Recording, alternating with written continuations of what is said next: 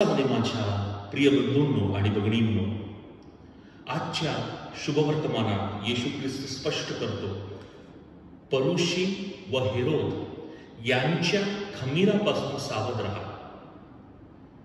खमीर याला इथे एक नकारात्मक चिन्ह म्हणून प्रस्तुत करण्यात आलेले आहे, अन्वयार्थ म्हणून.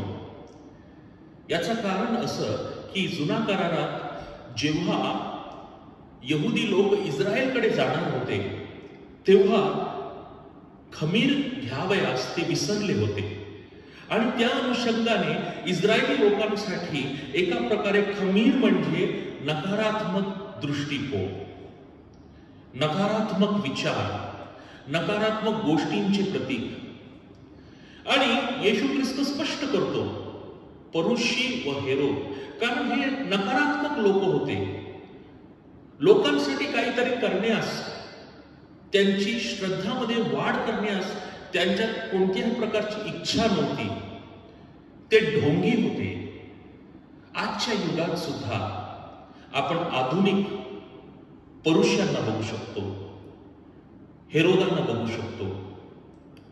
जे प्रिंट मीडिया आहे, व्हॉट्सअप आहे व त्याचप्रमाणे इंटरनेट आहे, त्यांच्या भडीमारमुळे हे संपूर्ण विश्व आपणास सांगत आहे, मजा करा. कशासाठी तुम्ही प्रार्थना करत आहे, अशा प्रकारचे प्रश्न लोक आम्हाला विचारतात.